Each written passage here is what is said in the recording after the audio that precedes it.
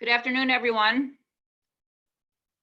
Glad to see you all here, even in this weird Zoom world that we live in today. Thanks so much for taking the time to join me for some conversation today. What I'm going to do is provide a brief update and then provide an opportunity for you to ask any questions or make any suggestions that you may have. You're all now Zoom experts, right? So you know how this works. So please keep yourselves on mute while I'm speaking and during this meeting, and use the chat room to ask questions or make suggestions. And I want to thank Dean Chris Schultz, who is the curator of this virtual town hall. Who would have thought we would be in a virtual town hall? But that's where we are today.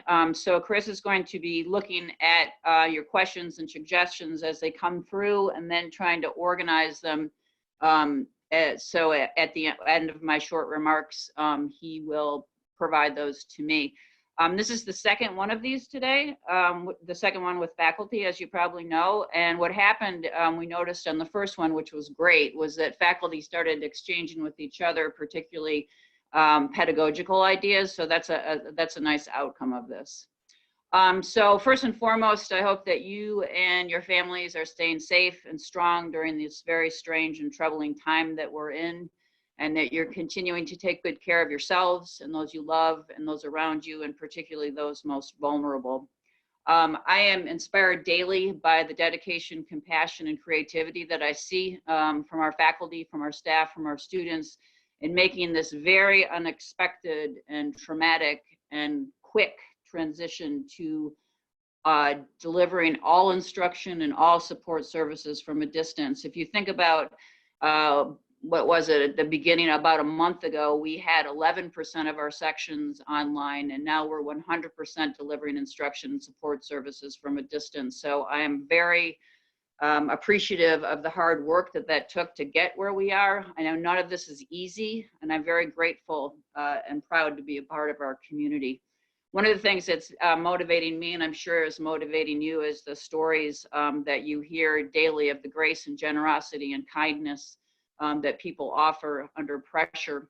One of the things I'm doing is distributing food every Friday at our Panther Pantry. We're doing that on a limited basis now, Tuesdays and Fridays. But that gives me an opportunity to talk directly to students. And of course, when they come up, I ask them how they're doing and how's this all going. And it's just very heartening to hear the stories that they tell about connecting with faculty and how important that is. And even in a Zoom setting like this, seeing their faculty and seeing their fellow students, and how that's really helping them cope in this difficult time. One young man stood out to me, particularly last Friday, when I said, "How's it going?" And he said, "You know, I'm doing it. I have 4 classes or 5 classes, and I'm making it all work." But he said, he looked at me and he said, "I really miss this college. I really miss BMCC. I miss coming to this building. I miss seeing my faculty. I miss being with my friends and my fellow students." So it was just obvious how important BMCC is to him, and how important all of you are to our students in terms of just getting through this very difficult time. We know that there are many challenges that faculty, staff, and students are facing. Probably at the top of the list, if you put aside the health and kind of emotional turmoil of all this, is access to technology, reliable computer, and internet access. So we're in the process of right now of literally distributing hundreds and hundreds of devices. They are Chromebooks and iPads to students. I see Joe there, so I don't know our total at the moment, but we did it a couple times, couple days last week and then several days this week. And then CUNY now has decided that they're shifting the distribution model. What he's giving me some finger numbers, 351 so far we've distributed, and we've got another hundreds and hundreds to go. And CUNY's decided that they're now going to distribute it directly through FedEx or UPS. So we're sending the list to them. And next, we want to distribute laptops to faculty and staff who are having trouble with their equipment, don't have a reliable computer, don't have reliable access. So if that is you, you should definitely let your chair or supervisor know. We are collecting a list, and that's going to be the next thing that we do.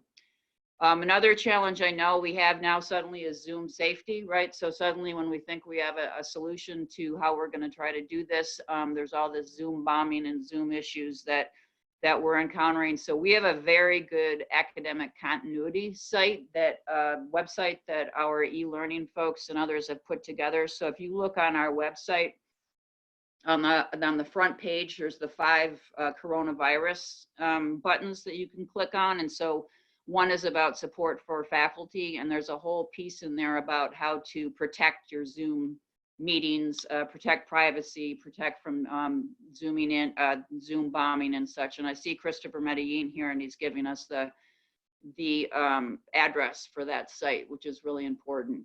Another challenge is students who just disappeared. I'm sure you have those. We put through Janice Zumo's office in our Connect to Success flag for those students who literally just disappeared after we made this transition. So I hope you will use that. We are connecting those students through Diane Walliser's and enrollment management and our call center. We are making an effort to call every single student that we can to try to figure out what's working, what's not, what can we do for you. But please reach out to us if there are students that have disappeared from your classes.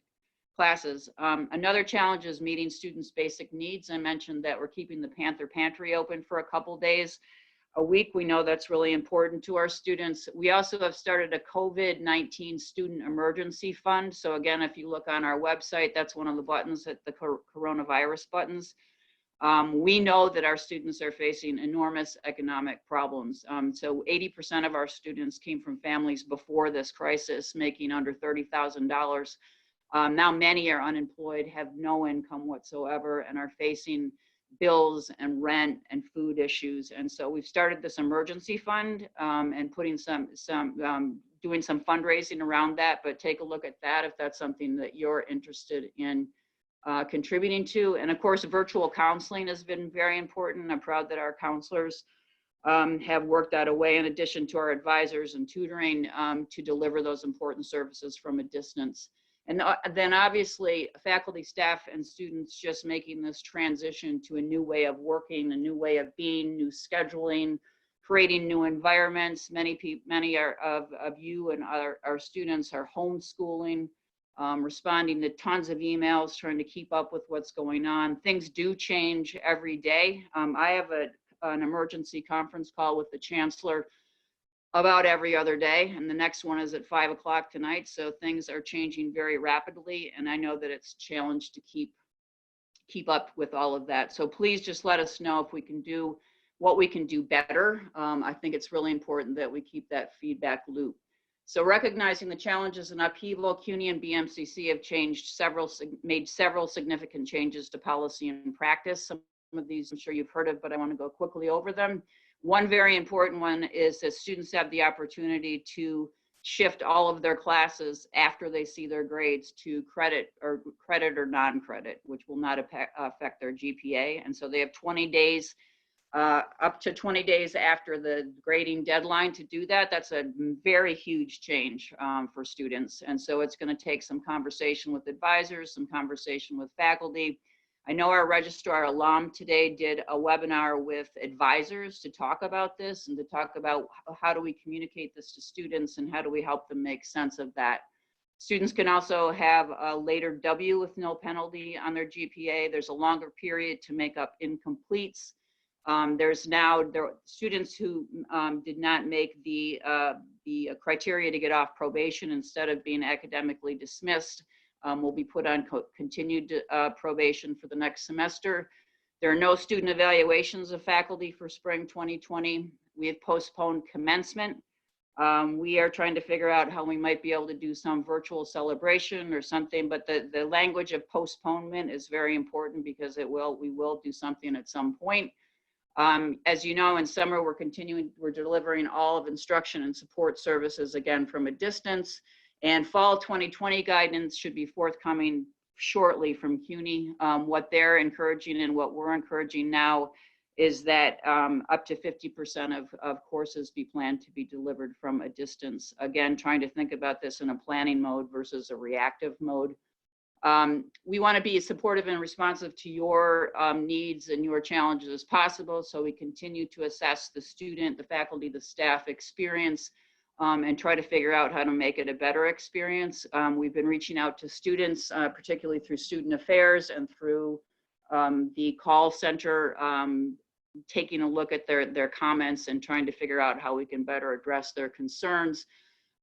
We also just sent out, I believe it was today, a survey to faculty and staff with 2 simple questions. What are the biggest challenges you're facing as we went to distance learning, and what can we do better? And again, we really very much want to hear from you in terms of what the challenges are remaining and what can we do better, particularly since we're going to another semester of distance learning, and instead of wanting it to feel like a complete emergency, which this is, trying to figure out how to make it the best experience possible.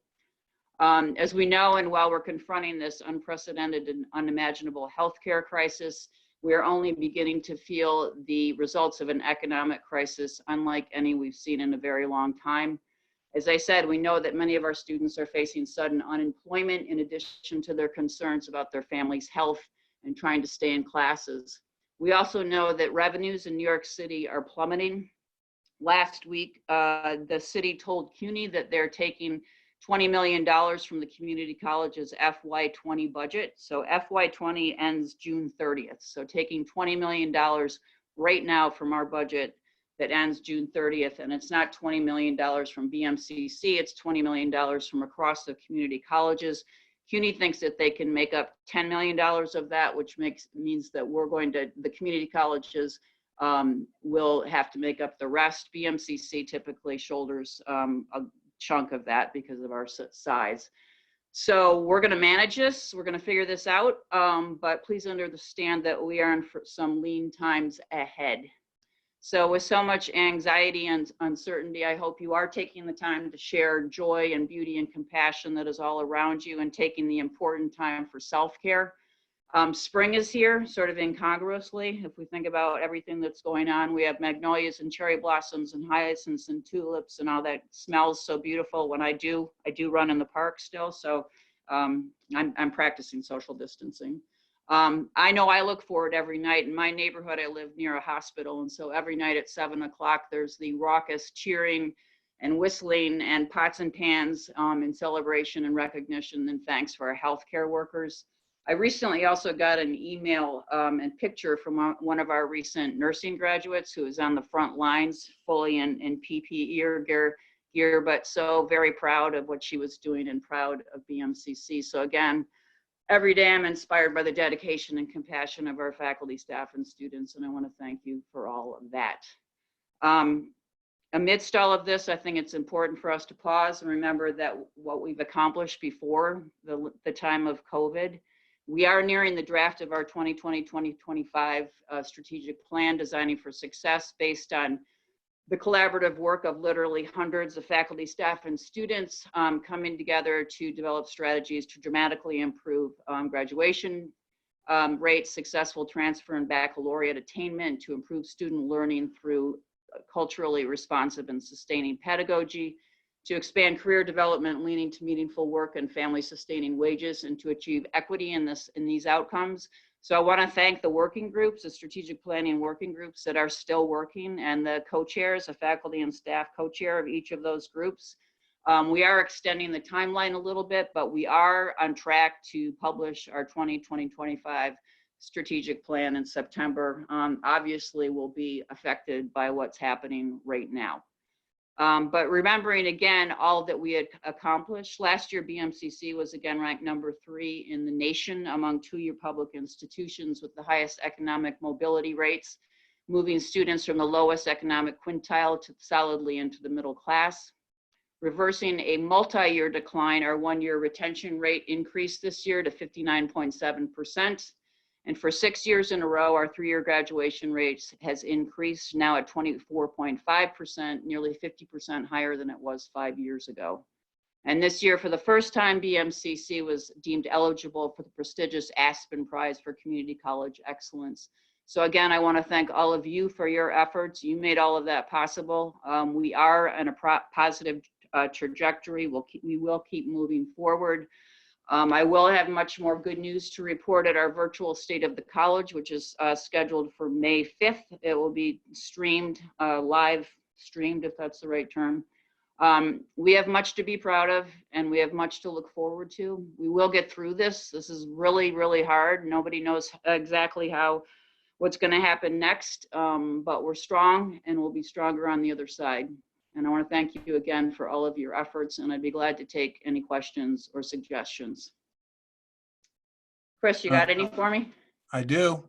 We've had a few questions. The first one that came up actually was from Deborah Gams, and it was just a question of wondering whether or not the money that was meant for the faculty development grant, which was postponed, went into the student emergency fund. So I think the greater question is, where are the funds for the student emergency fund coming from? So we have some grants. We have a Petrie grant that is we're partially funding. We're moving some funds out of some other accounts. Then it's not the faculty publication grant. That was really more a matter of, you know, what's happening right now, and it didn't seem like great timing for that. So that money is safe in there. We are trying to toggle together money that we have in various accounts, and again, trying to fundraise, and we've already been successful in getting some contributions for that.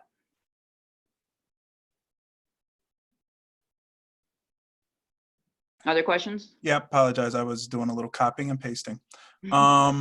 So there was a question from Chris McCarthy, whether the requirement that online instructors be certified, is that going to be waived? And I guess that's, you know, with all of the distance education courses that we have now. So that's a great question, and I think that's a great conversation for the college. This morning there was a meeting of chairs, and I see some of the chairs here, and they might want to chime in about this. And I had to leave that meeting early, so I don't know how it ended up. But one of the things we were talking about right before I left was whether or not we want to be a little bit more flexible about the certification and about the training, and think, for example, about faculty who came from another college or somehow got training or just developed it themselves, sort of an assessment of prior learning approach. And Chris Medellin was in on that conversation. So I don't know how that ended up, but I think it's an important conversation for us to have. There's a cohort underway right now of about 300 faculty. We're going to try to do another one of those in May, but I don't know, Chris, Chris Medellin, I don't know where he is, somewhere in here. If you want to say anything else about that, there he is, I'm here. Can you unmute him? So we have various options. Like you said, we're running a cohort now for the summer courses. We're planning on running another one. It just has to be approved by the department chairs, really, for the fall. And that could be a certifying faculty, fast tracking them and figuring out how we can do that. And also, like you said, being a bit more flexible about who gets certified and how quickly and what are the requirements. So we should have something to propose to leadership next week. That's great. That's a really important question. Thanks. Other questions? Yeah, we have a couple of questions regarding CUNY in general. The first one, what are they doing with the money they're taking from the community colleges? CUNY's not taking the money, the city is taking the money. So the city, we remember that our budget, we have allocations from the state and we have allocations from the city. And so the state and the city budgets end at a different time. The state budget is almost over. The state budget is also very problematic for us, but let's just put that aside because that's not for this year. It will be for next year. The city of New York that allocates money to the community, to CUNY, but primarily to the community colleges, is taking the money. And what they're doing with it is, you know, paying their bills. As I said, there's no revenues coming into New York City. So it's not CUNY taking it, it's the city. I think that clarification is definitely helpful. We also had a question from Jacob Kramer, wondering what CUNY Central is predicting in terms of enrollment moving forward. That is a great and scary question. And so I think I saw Diane on here again, Diane Walliser again. So we've been talking about that and how we even can possibly make enrollment projections. Right now, if you look, you know, time to time, our summer enrollment and our fall enrollment are definitely down across CUNY. That is definitely true. But we don't know if people are still anxious and not sure what they're going to do. We're trying to make it easier for them to register. Sometimes in a period of economic downfall, community colleges see increased enrollment. So we're hoping that that might happen. At the same time, if we're doing distance learning again in the summer How will that affect enrollment? So I have seen no projections from Yeah. CUNY about And enrollment.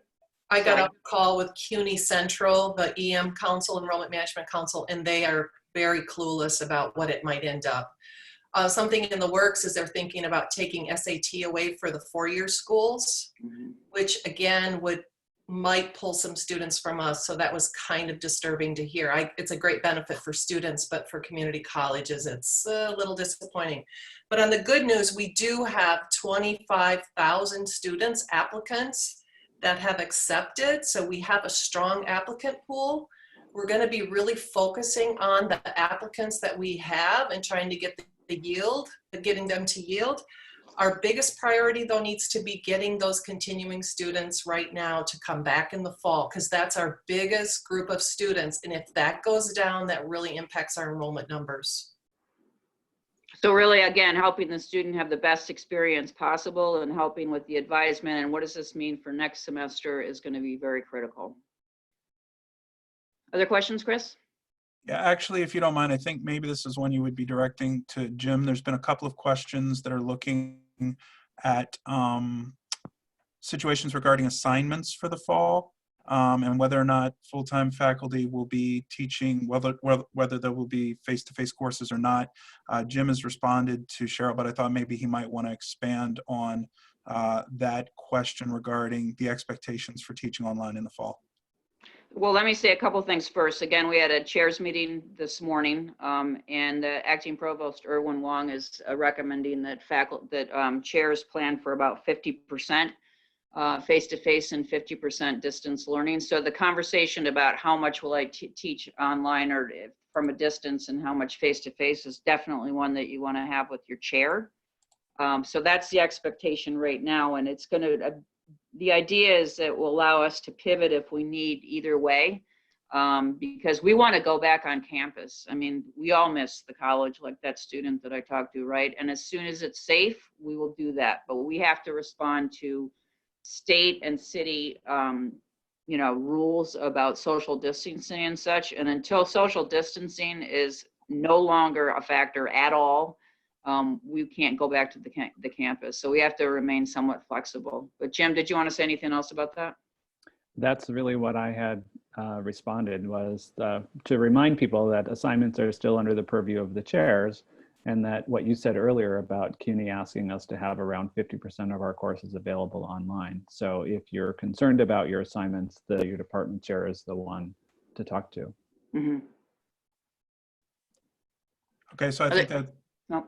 sorry, that response I think gets to another question, which was asking about a decision being made for classes in the fall.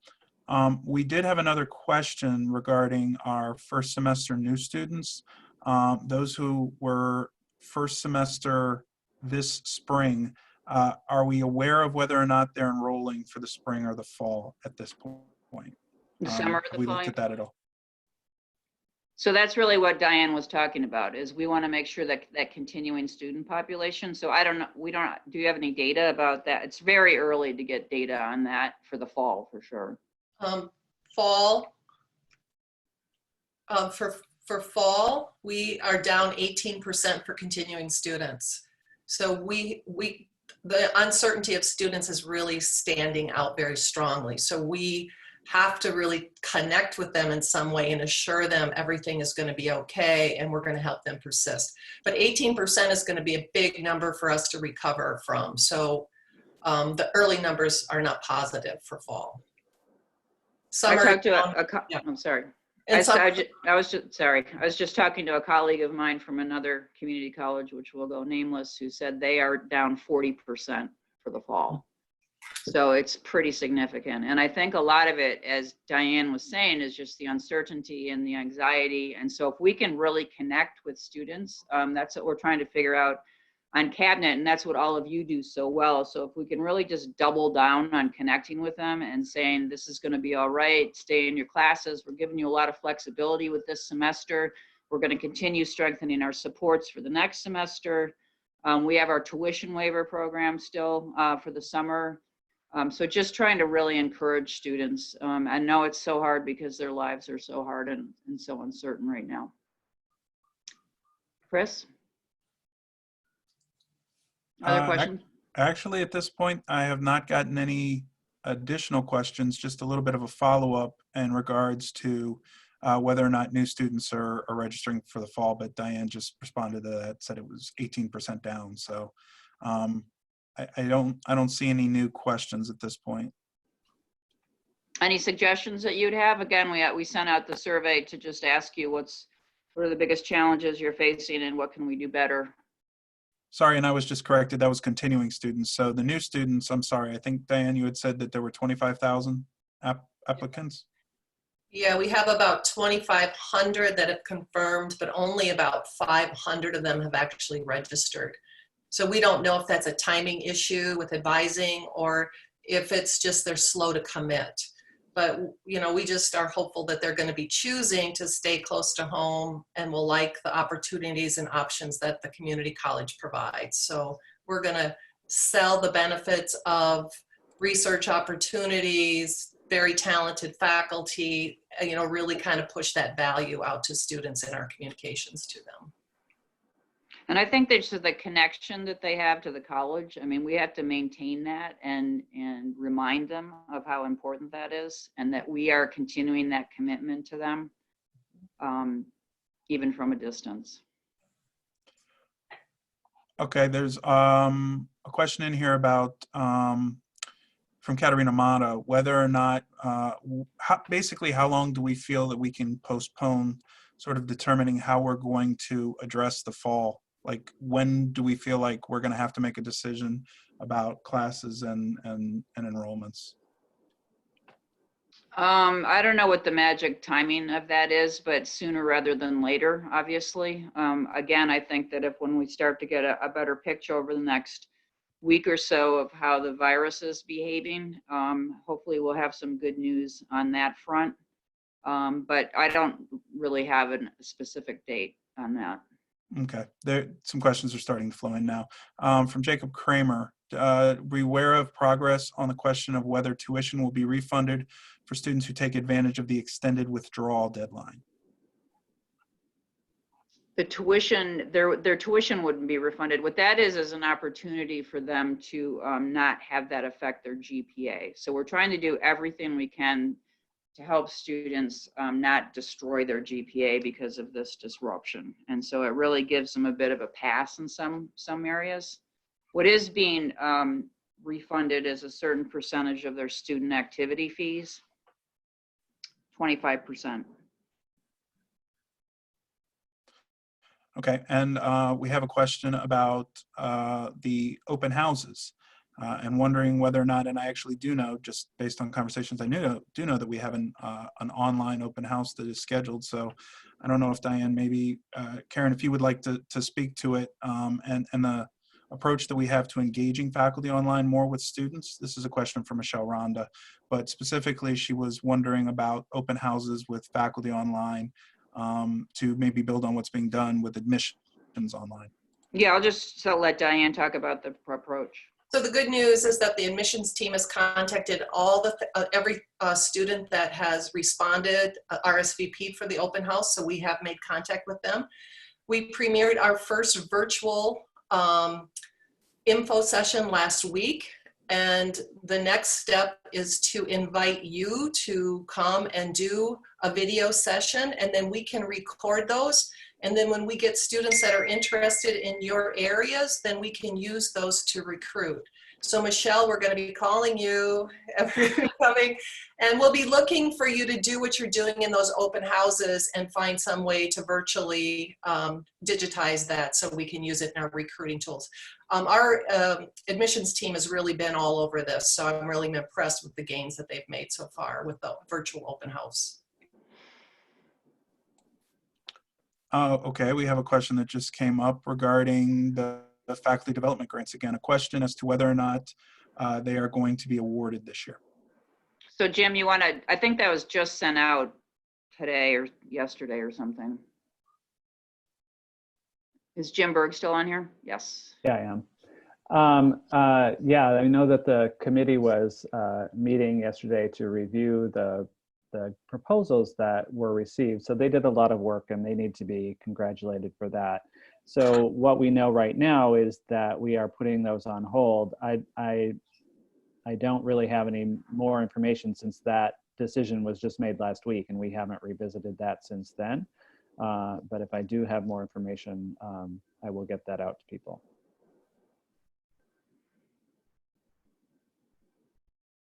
Anything else, Chris? I've caught up with all of the questions, so I don't see any new ones as of right now. Oh, yep, we just had one come up from Chris McCarthy. Are there any effects on promotion and tenure decisions as a result of what's going on this semester?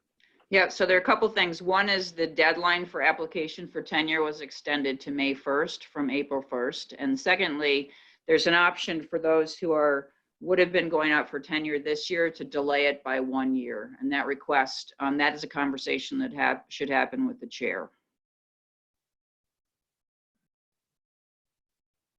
Okay, we've also got a question from Jacob Kramer. Will online certification be offered in the summer or only in May? So another certification question.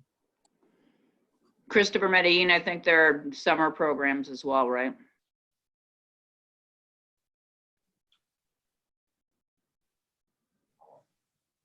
Yes, there are. So can you hear me now? Yes. Mm-hmm. Yes. So we have one that's currently running. That's not certifying anyone. It's just helping them prepare for the summer. But we're starting one probably in June, hopefully if it gets approved. And that will be with some kind of certification, Teach Online. It's departments that certify faculty, not e-learning, but we help you prepare for certification. Okay, any other questions?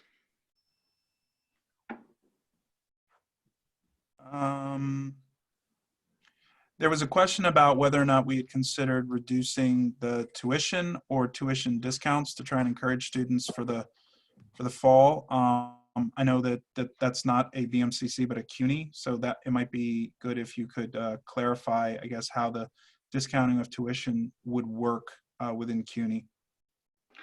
So that would be a board decision, a CUNY-wide decision. We also had actually asked for tuition increase from the state, which was not approved. And so I sort of doubt, I mean, Diane, have you heard an enrollment management, any of that conversation? No, and I think the best thing we are going to be able to do is to help them with their holds. Yep. And the Department of Ed came up with a real generous CARES program, and they're going to be giving us emergency grants that will also go to homeless people that might not be eligible for financial aid, resident, non-resident students.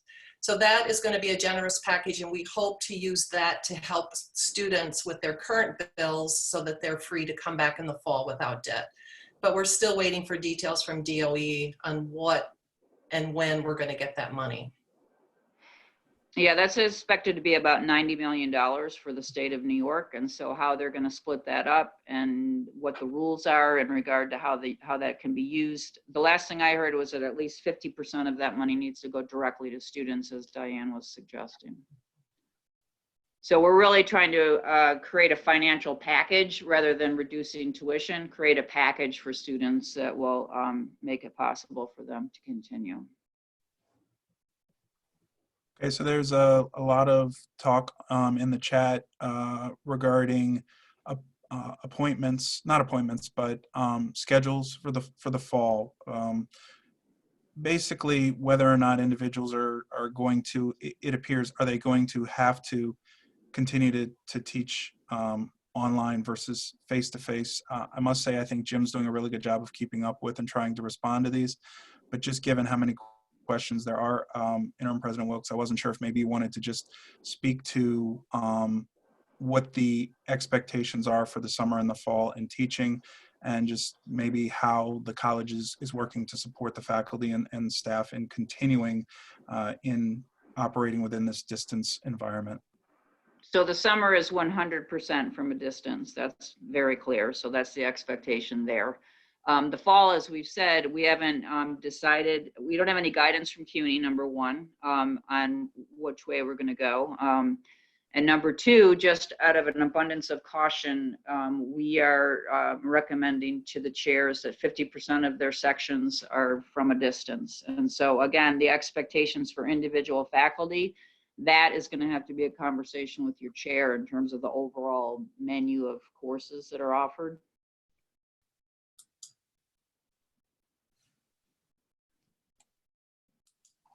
Anything else, Chris? There are parts of questions that have been partially answered to this point, so I don't see anything new. So I don't know if maybe you wanted to provide some closing remarks. And if so, I just want to thank everybody for the conversation on the chat and for providing your thoughts. And thank you to Janice and Jim and others who have been responding in the chat so that some of the questions could be answered even before they were brought to you. So I would just like to thank everyone and just go ahead and leave it up to you to finish out the meeting. So one of the things that we're going to do as a result of these meetings is Chris was, as he said, copying and pasting, and so collecting all the questions and suggestions and trying to figure out what should the next steps be based on that. So maybe it's another information sheet, maybe it's another training, maybe it's a way for faculty to come together and talk about particular pedagogic issues. So that's a piece of this. But I just, again, want to thank all of you for being here, taking the time to talk today. It's really great to see you. This world of isolation isn't the greatest. I know it's hard for everyone. I want to especially say that our hearts go out to those in our community who have fallen ill or who have family members who have fallen ill. And please, all of you, continue to take good care of yourselves and your loved ones and those around you. I greatly appreciate your dedication to BMCC. That's it. Bye-bye. Bye. Thank you.